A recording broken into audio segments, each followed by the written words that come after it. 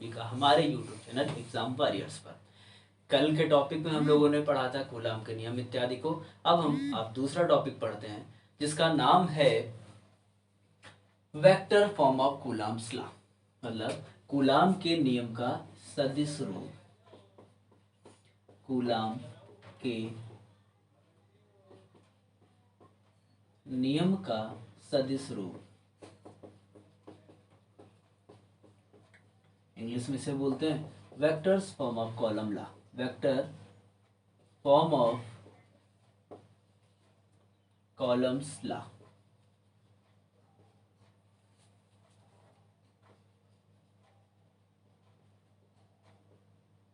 देख लीजिएगा। चलिए देखते हैं। जब हम बात करते हैं यहाँ पर हमने दो बिंदु आवेश लिए, एक बिंदु आवेश लिया हमने Q1 और एक बिंदु आवेश लिया हमने Q2। Q2 के कारण, Q2 आवेश है हमारा Q2। अभी यहाँ पर बात करते हैं हम Q1 एक आवेश है हमारा, दूसरा आवेश है Q2। तो जब हम स्थिति विस्थापन की बात करेंगे, पोजीशन वेक्टर की बात करेंगे, Q2 के सापेक्ष Q1 का जो पोजीशन वेक्टर हो जाएगा वो हो जाएगा R12 वेक्टर। स्थिति विस्थापन R12 वेक्टर हो जाएगा। और जब हम Q1 के सापेक्ष Q2 का विस्थापन बात करेंगे तो वो हो जाएगा R12 वेक्टर। हम इसे इधर रिप्रेजेंट कर सकते हैं, बोल देंगे कहीं पर R21 वेक्टर। ठीक है, अभी थोड़ा सा और इसको जरा एलैबोरेट कर लेते हैं। हमने ये बात करी स्थिति विस्थापन है पोजीशन वेक्टर, इसके सापेक्ष अगर हम एकांक सदिश ज्ञात करने जाएं, यूनिट वेक्टर ज्ञात करें, तो R21 cap is equal to क्या हो जाएगा। एकांक वेक्टर की बात कर रहा हूं, यूनिट वेक्टर की बात कर रहे हैं, तो ये R21 cap is equal to हो जाएगा R21 vector upon mod of R21। अच्छा बेटा एक बात यहाँ पर समझते हैं, अगर मॉड लिखा है x का मॉड, ठीक, तो ये बाहर आकर के वैल्यू क्या हो जाती है, x हो जाती है। अगर माइनस का मॉड x लिखा है तब भी वैल्यू बाहर आकर के क्या हो जाती है, पॉजिटिव ही हो जाती है। ओके, तो यहाँ पर हो जाएगा R21 cap is equal to R21 vector upon mod of R21।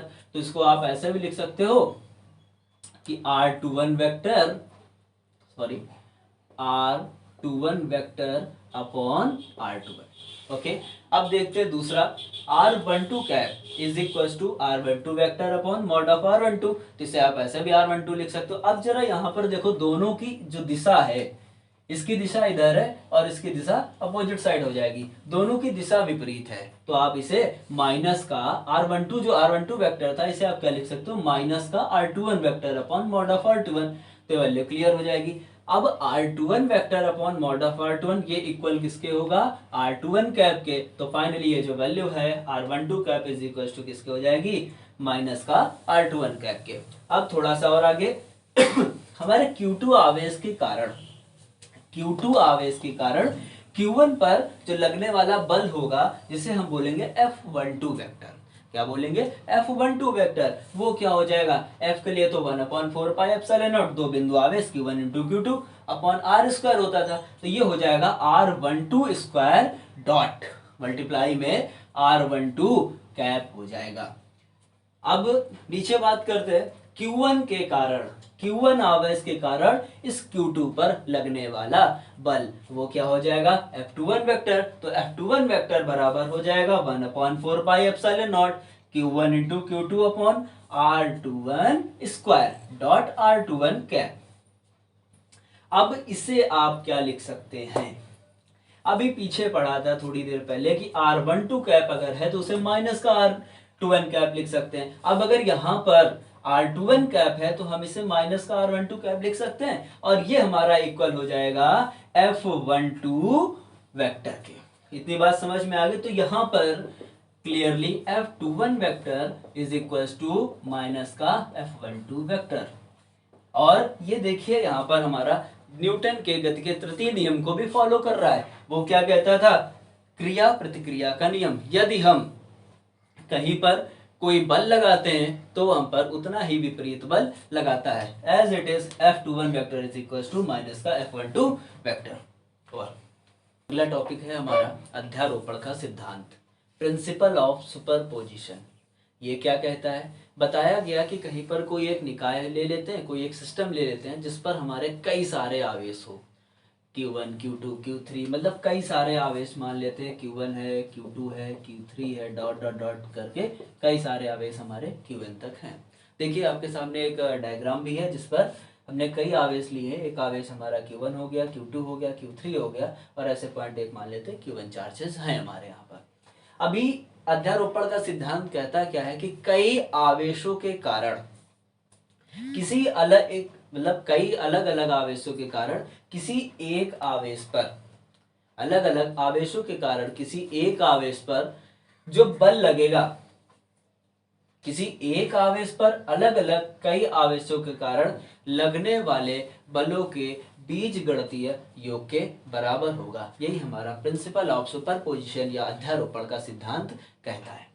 देखिए यहाँ पर जब बात करते हैं हम Q2 के कारण Q1 पर लगने वाला बल, हम ज्ञात करेंगे Q2 के कारण Q1 पर लगने वाला बल, जिसे ज्ञात करेंगे F12। लिख देंगे यहाँ पर Q2 के कारण Q1 पर लगने वाला बल, आप इसे बोल सकते हो applying force on Q1 due to Q2। तो ये लिखोगे आप F12, जिसके कारण उसे बाद में जिस पर ज्ञात करना होता है उसे पहले रखते हैं। तो F12 इज इक्वल टू क्या हो जाएगा, 1/4 pi epsilon naught Q1 into Q2 upon R12। अब यहाँ पर देखिए जरा, R12 ये आपका आ गया एकांक सदिश यूनिट वेक्टर, अपॉन नीचे पर यहाँ पर क्या आ जाएगा, R12 स्क्वायर।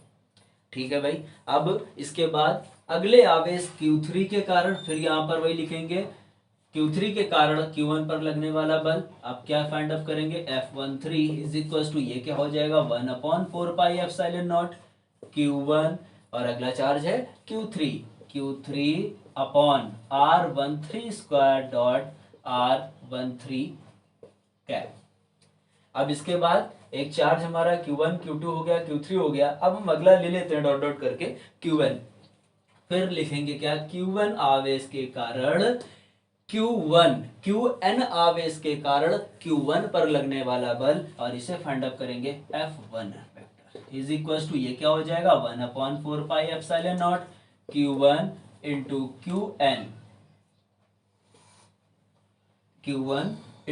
Qn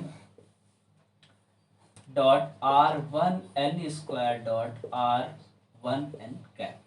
ठीक है। अभी बोला गया था इनके बीजगणितीय योग के बराबर होगा, तो जब हम इस पर फाइनली बात करेंगे Q1 पर, तो ये हो जाएगा F1 is equal to 1/4 pi epsilon naught Q1 Q2 upon R12 square dot R12 cap plus 1/4 pi epsilon naught Q1 Q3 upon R13 square dot R13 cap dot dot dot plus 1/4 pi epsilon naught Q1 Qn upon R1n square dot R1n cap. अब यहाँ पर 1/4 pi epsilon naught सबसे common मिल रहा है, तो क्या करेंगे जल्दी से यहाँ पर देखते हैं, इसको रफ कर देते हैं।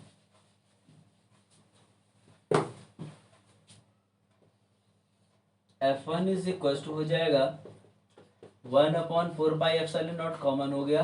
अंदर जो आपका बचा Q1 Q2 square upon R12 square dot R12 cap plus आगे जाकर के हम लास्ट में